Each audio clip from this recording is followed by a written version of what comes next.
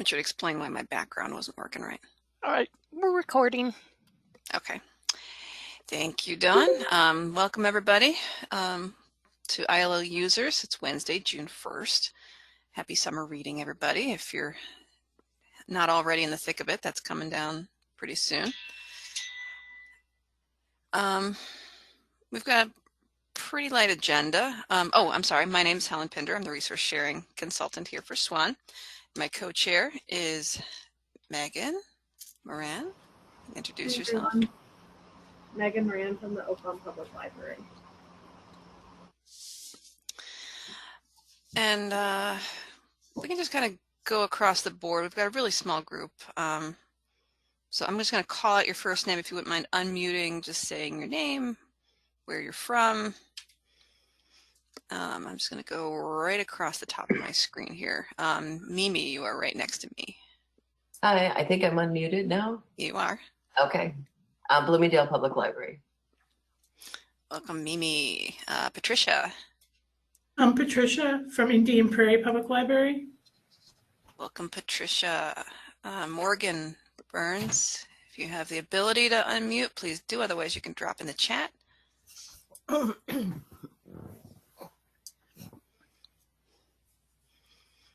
And I don't see or anything from Morgan. Morgan, if you're typing, I'll get back to you. Dawn, you're up next. Hi, I'm Dawn Tortorella from SWAN. Carly. Carly is the ILL officer at the Franklin Park Library. Welcome, Carly. Jill, you're up next. I'm Jill Larson. I'm from St. Charles. Thank you, Jill. Susan, you're next. Hi, I'm Susan Krass, and I'm from the Geneva Library. Welcome, Susan. Vicki. Good morning. This is Vicki Totten from SWAN. I see MM. Oh, sorry, that's me, Mary Malik. I'm from Messenger Library in North Aurora. And I work with Morgan Burns, handles the back end of the ILL at Messenger. I'm the CERC manager there. Okay. Welcome, Mary. Peggy. And Peggy, you may not have audio, so drop in the chat. If this is the Peggy I'm thinking of, she is from National. Laura. Laura, just Laura, not Laura. Laura Fouch, you're next. Okay, Laura from Oak Lawn. Welcome, Laura. And Laura Fouch, if I've butchered your name, I apologize. Also from Messenger. Wow, Messenger is really well represented today. And Barb. Yay, I said Laura's last name right. Barb from Alsip, I see you're unmuted. But I don't hear you. So Barb, welcome. If you want to say hi, you can drop it in the chat. Oh, Barb does not have a mic. That would be why we can't hear you. That's an excellent reason. Welcome, Barb. Okay. I think several of you were at the most recent boot camp where we talked about article exchange and how that would behave within SWAN, and that we were going to turn it on for you. I haven't turned it on yet. I'm going to be starting that next week, and I'm just going to be going alphabetical. But if you're really keen to start supplying copies, just send me an email or open a ticket, and I'll change your configuration first. Otherwise, I should get through that next week, and you'll start seeing, you have the ability to see copy requests coming into your library from SWAN libraries. Those historically have been deflected because just SWAN to SWAN, we wanted that going through the ILS, but copies don't matter. So we're going to turn that on for everybody in the system. Can you, if everybody has the ability, can you use the React button at the bottom and raise your hand if you use Article Exchange to supply copies currently, if you're familiar with that? Let's see. Megan, Susan, Jill. And Peggy, I know you do as well. Okay. Or see all raised hands. Okay. All right, cool. So this isn't unfamiliar, but if it's new to anybody and you want to ask questions, you can go back and look at that boot camp that we did, watch the training. Dawn, I think you're going to beat me to the URL, aren't you? Dawn's going to drop the link for that training in the chat. But if you just have a quick question, post to the forums, and let's try to get a conversation started there so that we can really start using that as a repository for your ILL wisdom that is spread to the corners of the SWAN universe. So that's really all I have to say about Article Exchange. We're going to turn it on. For most of you, you're not going to see a difference at all. It's not going to affect the way you use it. Just you'll start seeing possibly more requests than you did in the past if we start supplying within SWAN. I'm going to lower. So Helen, what are some of the reasons we would want to accept copy requests from another SWAN library? Because we want to fill as many requests within the SWAN partner group as possible, just because we know our holdings are good, because we're maintaining those with the online holding management project, the OHM project. So we know our holdings are good, and we're in a consortium. We're already lending partners and borrowing partners, so we want to keep using that resource. So like if I needed a table of contents, I could just make a request for, can you send me a photocopy of the table of contents, and then it'll be sent through the Article Exchange electronic secure site, right? Yes, and it's a much more secure way to deliver those documents than just scanning and emailing it, which there's no ticking clock on that scan that you made. Then you just emailed somebody, but there is on the Article Exchange, so it's better from a copyright perspective. I don't think anybody's going to get bent out of shape about a table of contents, but it's a good practice, and it's just more secure. Any questions about using Article Exchange? Dawn, anything I missed or misrepresented? No, I don't think so. It's just if you get, if you got a request for a particular article in a magazine that, your library doesn't carry, but another SWAN library does, it could be a request that you send, to that SWAN library asking, can you copy this article from the New Yorker and send it to us? It's just a way to maybe make our collective coverage of collections a little more broadly used throughout the SWAN communities.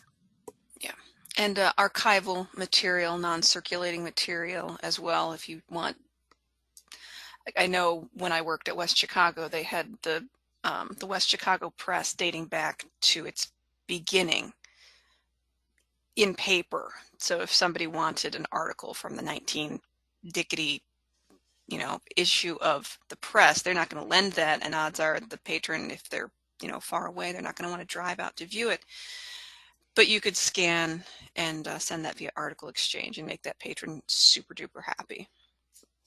And I think every library has kind of that niche, maybe that local history collection or that special collection that this kind of opens up the doors for sharing those.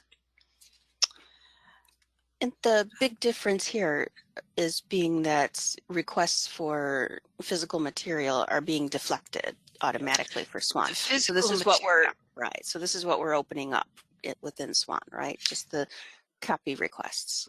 Just the copy requests, yeah.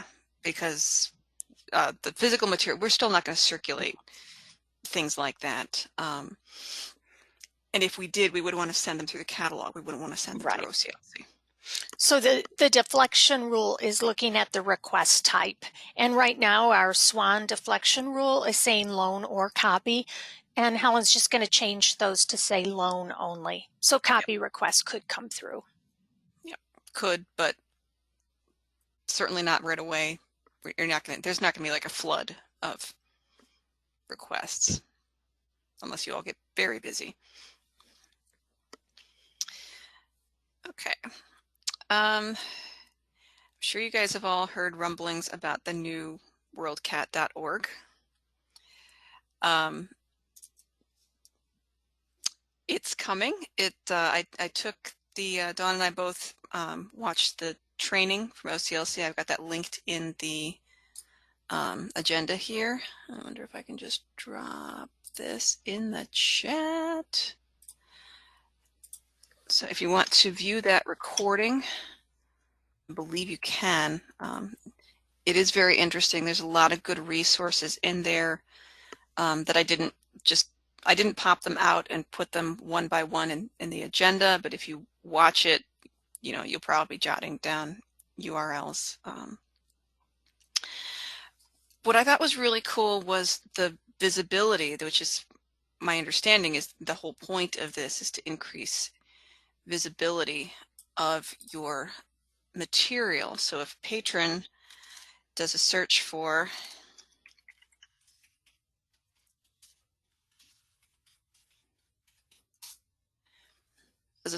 a book and because they're patron, they're not looking for a library necessarily, but they do know Goodreads. And they come down here to Goodreads and click into it and learn about it, and is assaulted by pop-ups. OCLC, the new worldcat.org is working with Goodreads and Wikipedia and Google to surface library holdings. So if you click on libraries, this worked yesterday. I feel your pain, Helen. This worked yesterday. I am so cranky right now. Okay, let me see if it's going to work in Wikipedia, which is the other place that they are working to. No, they don't have it here. All right, somebody yell out another title because my mind is now a blank.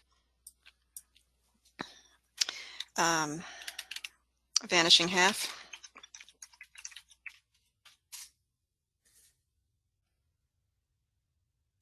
Okay, so here's Vanishing Half on Goodreads, Vanishing Half on Wikipedia. I'm going to do the Goodreads first because that's where I know it worked before.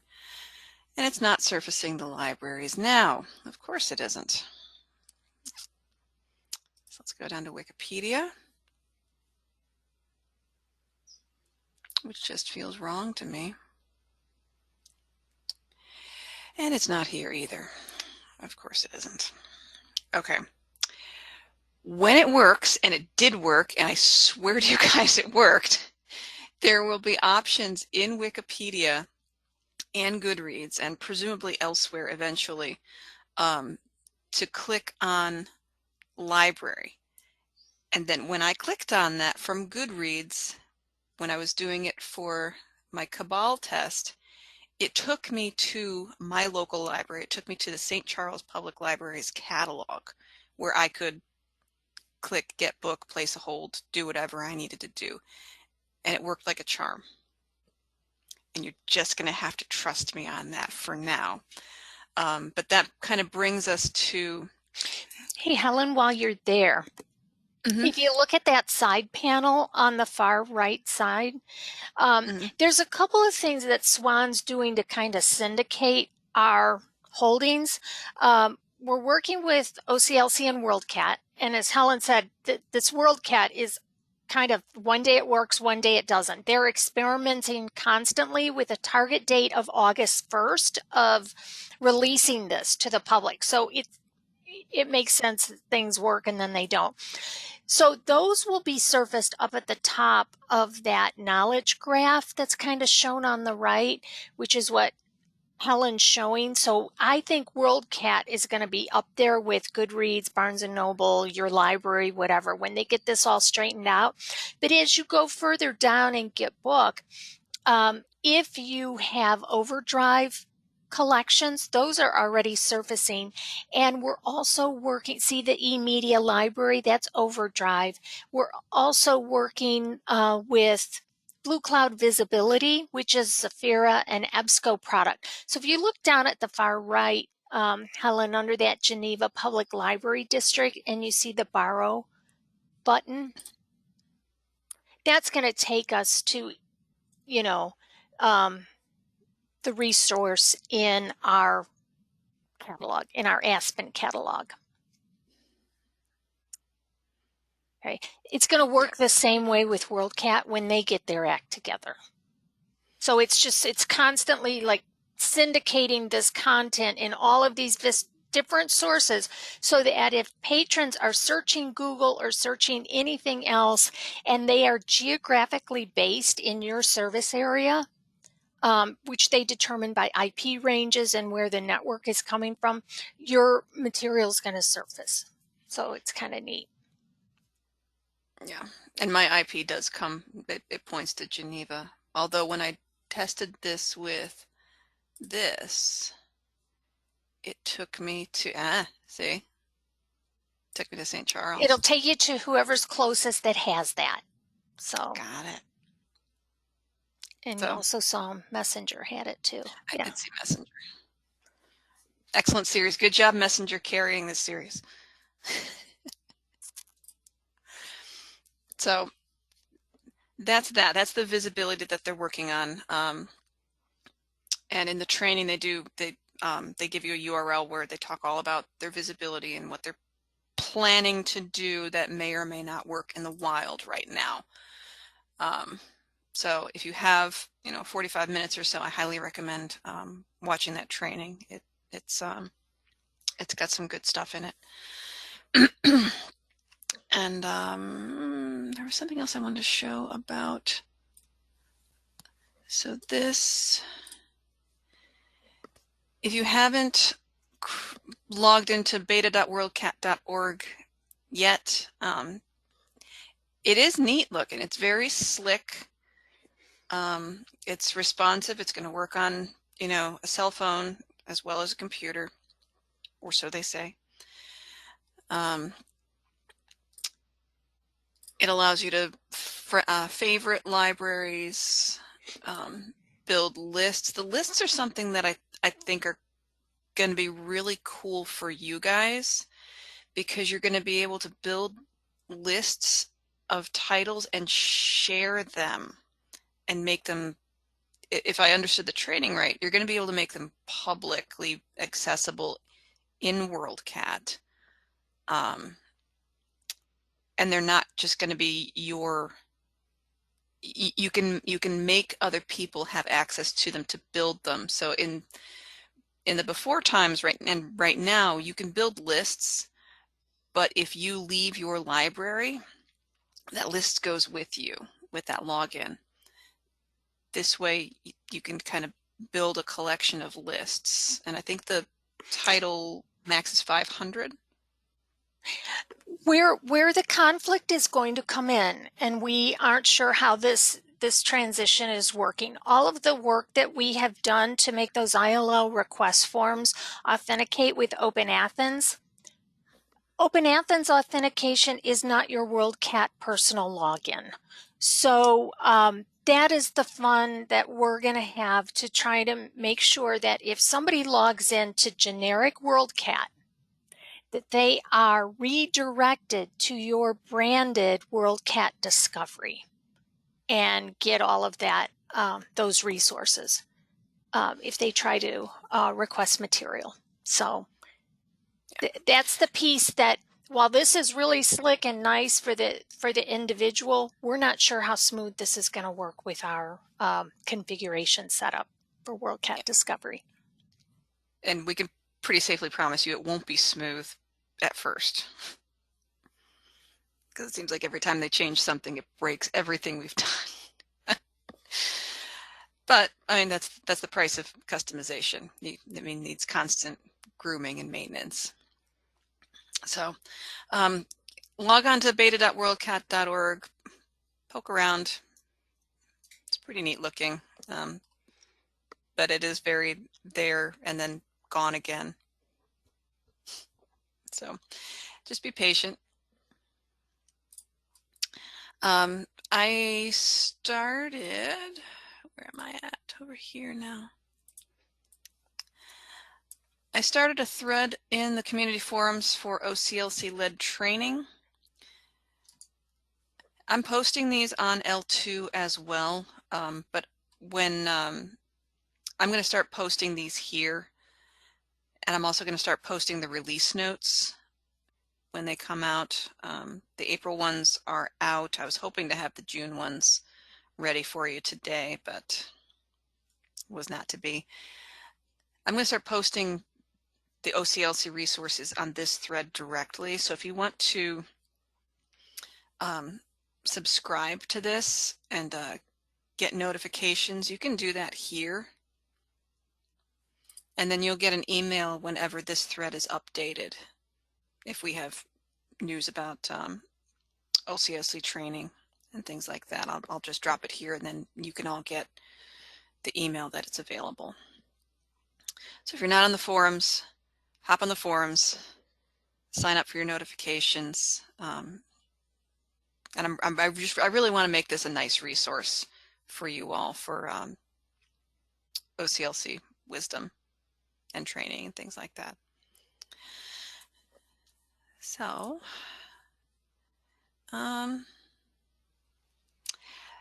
that's all I wanted to talk at you guys about. We can open up the floor. If anybody has any questions or comments or stories. We also have CERC, ILL, and outreach office hours this afternoon. If you think of something while you're eating lunch, you can pop into the office hours. Hey, Helen, do you want to share our ILL statistics over the past 2 years and see, maybe we can start a discussion. We've been tracking the combined SWAN group, lending and borrowing for the past 2 years, 3 years? I guess it's 3 years now, March 2019 through, so it's more than 3 years. And you gave me this link, didn't you? I did. I can pull it up if you want. Maybe I can. Let me see. Do you want me to pull it up, Helen? I got it here. I've got it. Okay. I just had to. I closed my Teams, and I just had to open it back up again. It's loading, ever so slowly. So we saw that like collapse during the pandemic, and now we're building our way back up. But we just want to kind of pick your brains. If you go to the second tab there, Helen, down at the bottom, we want to get your feeling for how you all are feeling as far as ILL. External ILL returning back to pre-pandemic levels. Are the types of material being requested the same? Patterns changed? What are you sensing out in the field?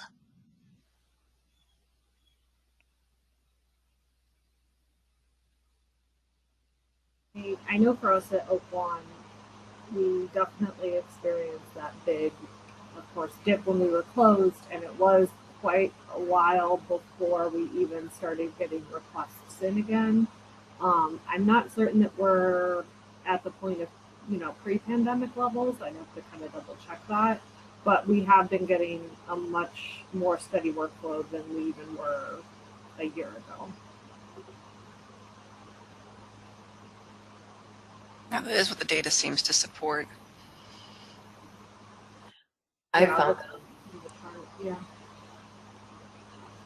found that a lot of our patrons seem to have found series that are very old that they're wanting. They must have been hunting through the pandemic and found some that are very entertaining to see. But yeah, they want all 13 volumes of something that came out in the 50s. And Oh, that's pretty cool. Wow. it's different.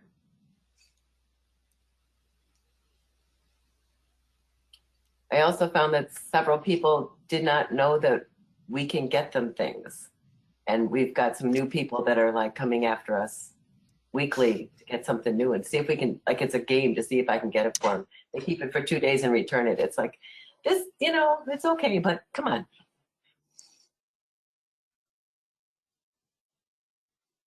They're giving you gold stars in the background, you know. Oh, okay.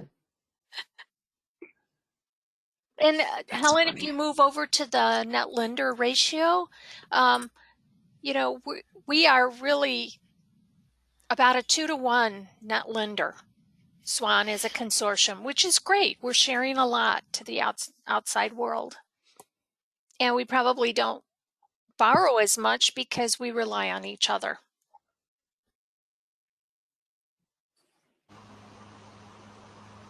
Yeah, that matches at a bond about what we do, or about 2-to-1 lending versus borrowing. And I think, Dawn, you're exactly right, you know, with your assessment that we're mostly borrowing within SWAN, and we're just going outside SWAN for those very, you know, maybe highly academic or extremely rare materials. Yeah. Peggy, I don't know if your mic's working, but I was just wondering how your activity at an academic has changed, because I imagine patterns have changed dramatically for students and faculty during the pandemic. Can you hear me? Mm-hmm. Yes. Okay. Yeah, we're not back to pre-pandemic ILL at all. And I doubt that we ever really will be. With everything, with the increase in open access and everything digital, our collection isn't really being used as much. So one thing about this new SWAN initiative to do the copying of articles and stuff, we also can do chapters out of books. Mm-hmm. So that's something to keep in mind. That's the sort of thing that we've been doing all along. So yeah, just we're here and we're welcome to, you know, welcome for requests, but things just aren't as robust as they used to be. Mm-hmm. I suspect that opening up the copy requests are going to affect you and Prairie State College, and then probably the Arboretum and Right. Theosophical. Mm-hmm. I imagine the 2 academics and the 2 specials are going to get. You're going to see it where the publics probably won't. Well, we're looking forward to it. You heard her, everybody.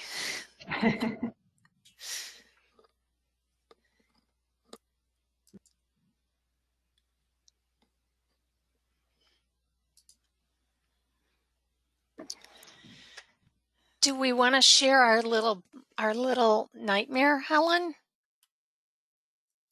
Which one? The Open Athens authentication. Oh, yeah. Why don't I'll close this and I will. I think you're organizer. I think you can. Let me stop sharing.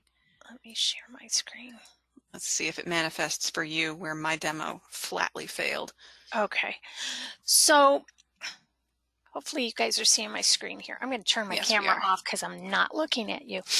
All right. So we got a ticket from Oak Brook. And what was happening is when someone would go and do a request, let me just try. I'm going to try and fail. It may not fail today, but you guys are all going to see my favorite. We're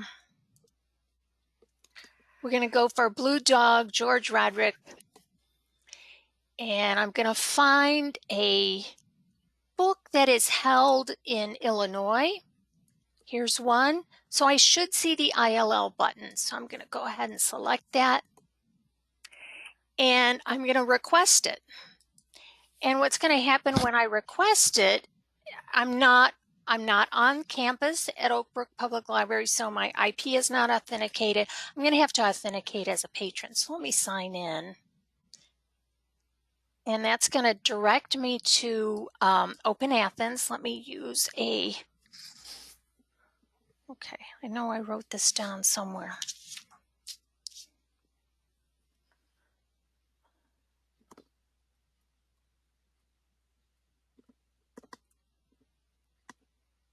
All right, so I'm going to authenticate. What should happen is it should remember what book I wanted, and it should approve me as a valid patron and show me the ILL web form filled in.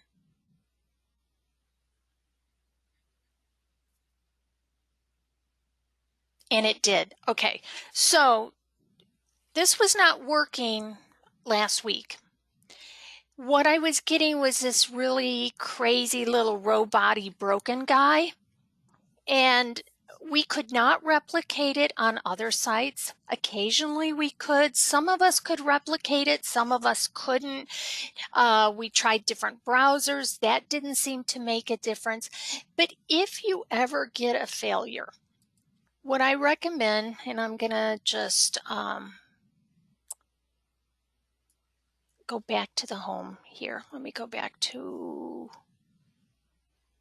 I'll go back to advanced search here. And from the start of your WorldCat, let me just do this.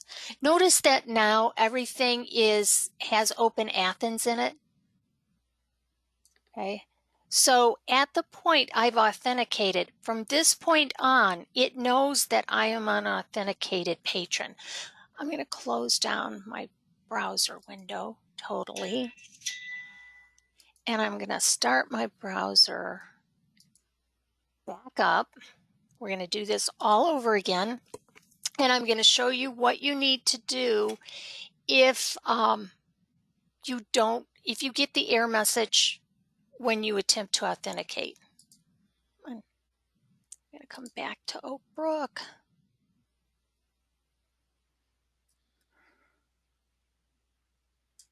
And go to WorldCat. If you have a patron that just loves requesting things through that patron request form, a tip to give them is before they start requesting anything, go up to the resources, remote access. Just get that login out of the way.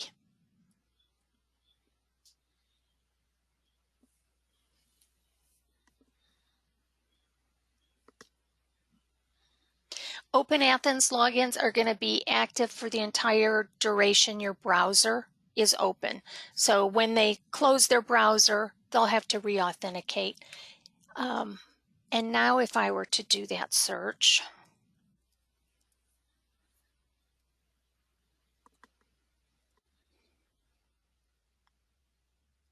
and come back, I'm going to request this one again. Open up my request form. Since I'm already authenticated, it filled in that form for me. And you see your Oak Brook Public Library proxy openathens.net. So it's appending this. And I'm going to show you something else here. Let me close this browser window. I don't need this one. I'll come back here. Close this. And I'm going to go back here. Something we did notice, Jill, when we were testing, we use St. Charles a lot to test because we know you guys open up a lot of resource sharing and requesting for your patrons. So you don't have that gate against the Illinois libraries. But what we noticed when we checked Oak Brook is, when we checked St. Charles, is that URL was not being appended. So if you find, and we fixed it, but I want to show you guys where that setting is.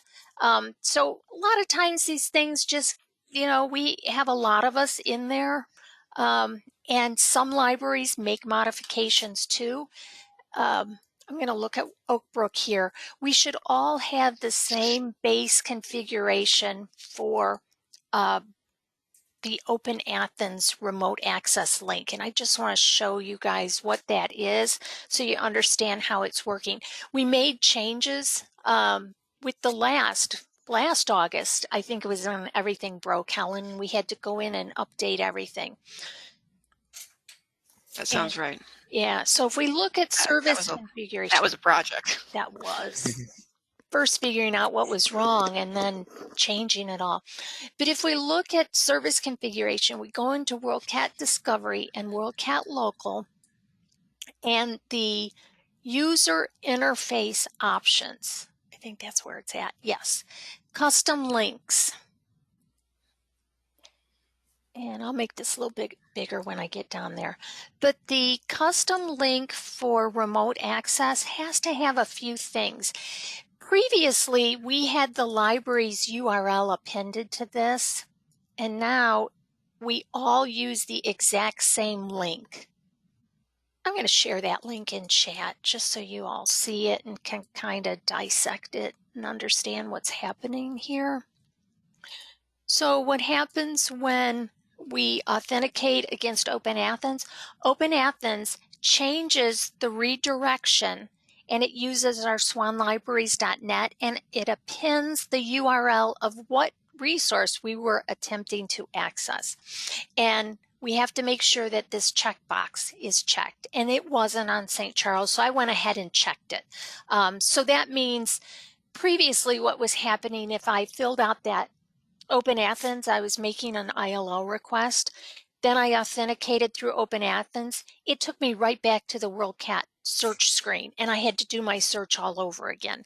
When we get the right URL in there and we have that check mark, it's going to remember what page I was on and redirect me back to that page. So I don't have to redo my search. So if anything is going crazy for you with your Open Athens authentication, this is an area to check. And if you want, just submit a help ticket. Helen and I and Vicki even knows to go in here and look at these things now too. So we can certainly troubleshoot those for you. And sometimes it's not any configuration fault. They are doing a lot of changes with all of this WorldCat infrastructure. And one day things will work, the next day it won't.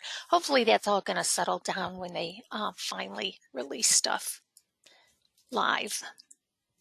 All right, I'm going to sign out. Close that. I'm going to sign out here. Anybody have questions? Want to test anything? I'm going to stop sharing. Has anybody seen any of these little gremlins in action?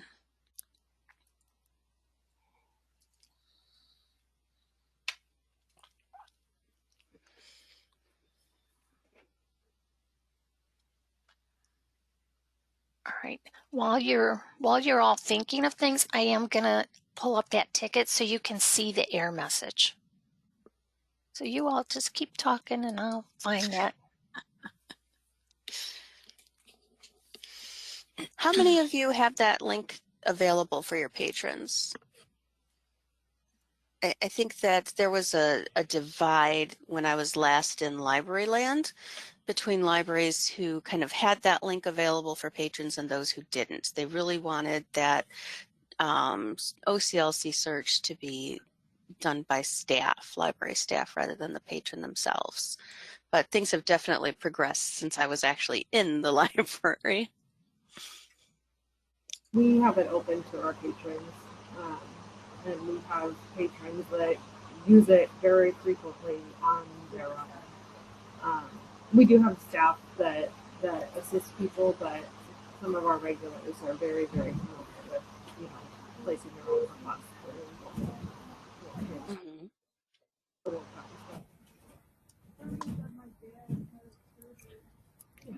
We didn't realize ours was open until we got the requests. We had 2 requests the other week, which worked well. We figured it out, but we didn't realize that ours had been opened. We recently had a staff change in terms of our managers, and according to the last manager, that was not open. So something either changed or she didn't realize it was open, but we figured it out. Mm-hmm. About 2-3 years ago, we opened them all up and had a lot of workshops, and then libraries could request that we shut them down. And we didn't have too many that decided they didn't want requests coming in. I would say we probably have, what would you say, Helen, 5 that don't allow patron requests? I can't think of who they are off the top of my head. Yeah, we don't the have default is, I mean, and the way we have the buttons display only where SWAN holdings don't exist. I mean, given that we source most of our stuff internally anyway, you wouldn't see those a lot. Okay, so maybe she was just misremembering. Maybe she thought she sent in a request and didn't. But like I said, we figured it out. We like it. Yay! It'll be good. It'll be good probably for some of our more power users for our interlibrary loans. But that was a bit of a surprise, but we figured it out. Yay. I have a question. Yes. I'm in Bloomingdale, our catalog, to try to get a patron to find out how to request, if they just know that SWAN doesn't have, they just want to go in. Try to get to WorldShare, you have to go through databases and go through all that to get down to the bottom to WorldShare. Carol Stream has it right at the top. I don't know, can anyone just change their website to have it linked right from? Sure, you can change your website, and also in Aspen, you can make that available in the catalog too as a choice. So it can be surfaced. Yeah. It just seems like some people, I try to explain to them how to do it, and it seems like they're going through so many hoops to get to it. Mm-hmm. I need to figure out how to change that then. Thank you. Yeah. Mm-hmm. I'm going to share my screen real quick again, just to show you what that air looks like in case you ever see this. It's not a robot, it's a book. Oh, it's a little so book. sad. You're not authorized to view this content.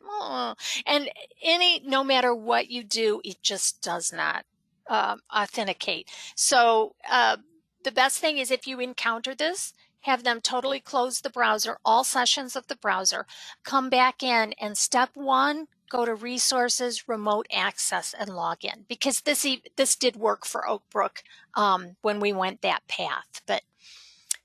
And now it's working, and we really didn't change anything, so don't know. But the workaround is log into that remote access first. And then you're set for the session. For your heavy users that are requesting a lot of stuff, if they just get in the habit of doing that, they'll have fewer problems.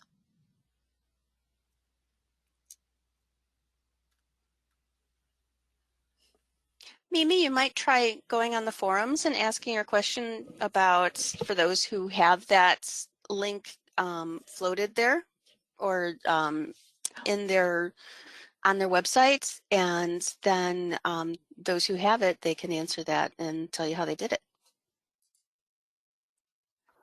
You're muted, Mimi.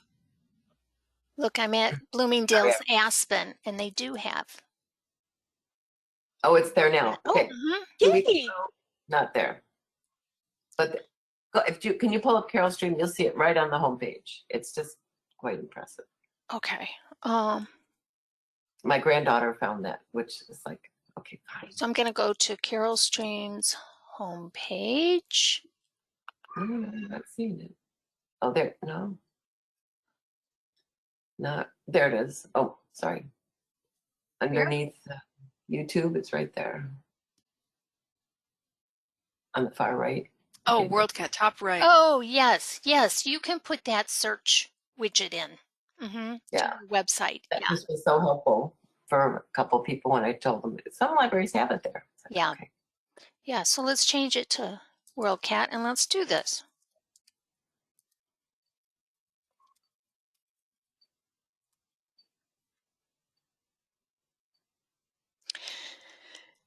Now, you may think this is convenient.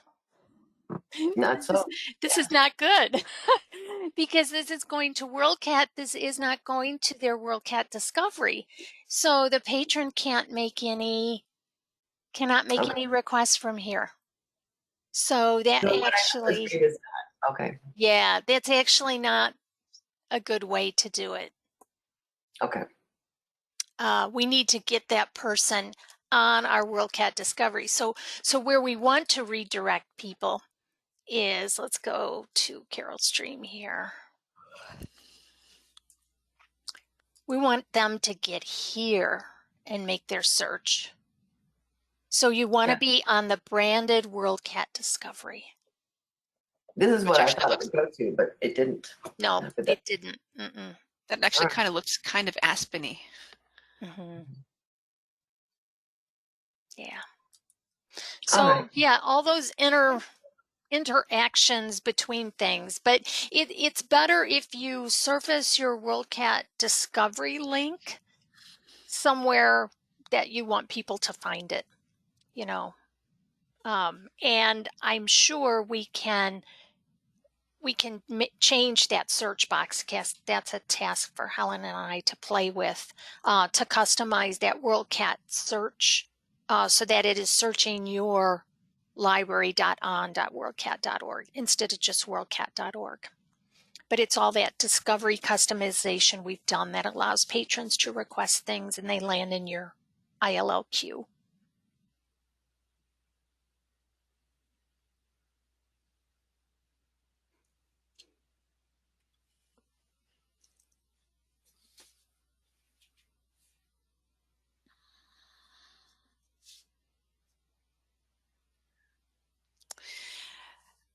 Anybody have any other questions?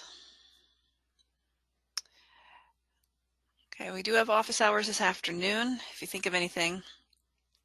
Otherwise, we'll see you October 5th. And we do have SWAN X in August, if you haven't signed up. Helen, did you share the link to you and Scott's presentation? I did not.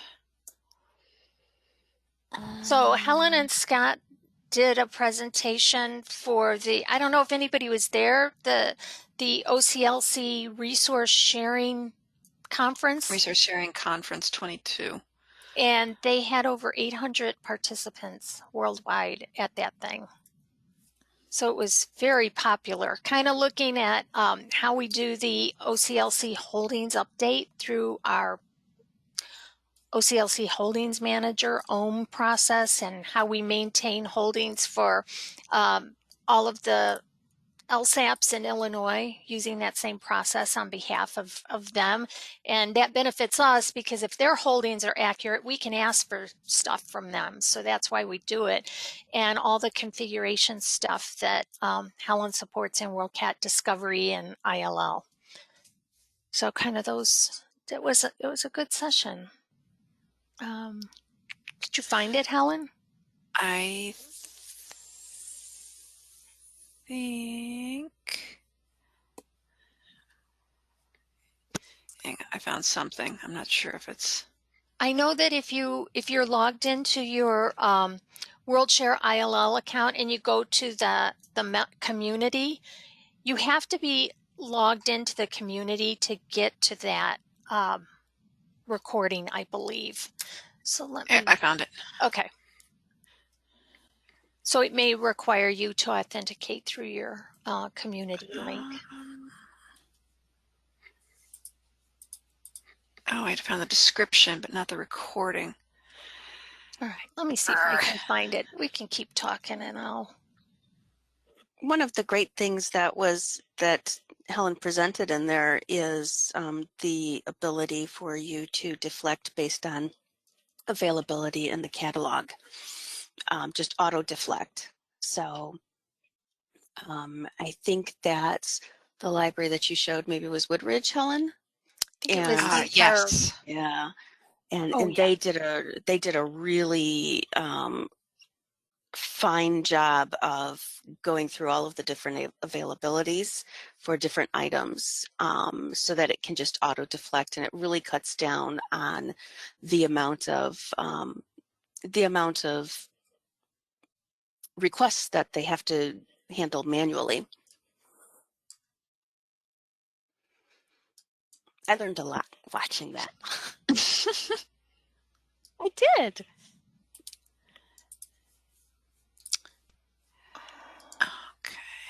I'm trying to find it. Yeah, I'm trying to find. Oh, is this it? Oh, wait, it was Yep, a big I got it. I got it. button. I got it. Good.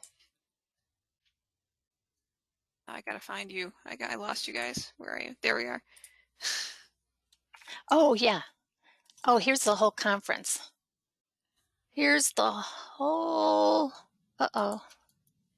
conference. You'll see all of the recordings and everything. And there's still ones coming up, I think. Maybe not. Yeah, June 14th, a look into the future of ILL services. June 21st, controlled digital lending during global COVID-19 and beyond.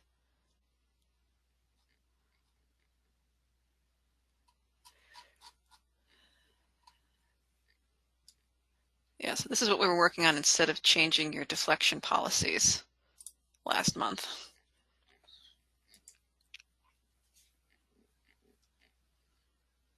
Yeah. So. And we'll be talking about this at SWANX in August.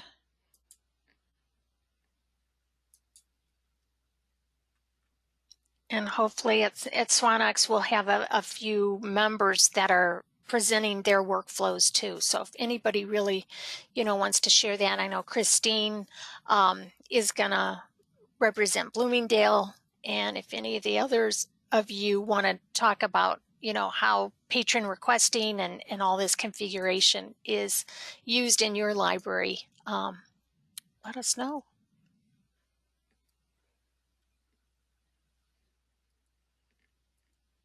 And Carly asked where the forums are located, so I put that link in the chats. And if you do not have a login, just open a ticket, and we can send you the invitation to the forums.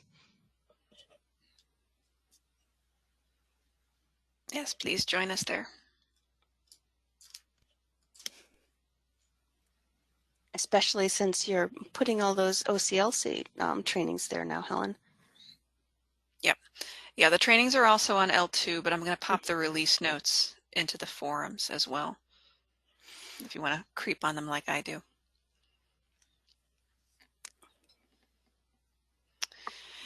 All right, if nobody's got anything else, hopefully we'll see you in August at SwanX, and we'll definitely see you in October for our next ILL users.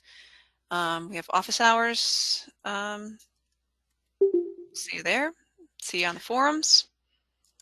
Let other staff members know too, if they're CERC or outreach. Yeah. Yeah, it's CERC Outreach ILL. Mm-hmm. And there's a billing component implied in that. But not all billing. Not all billing. Thanks for joining us, everybody. I'm going to stop the record. Oh, no, Dawn has to stop the recording.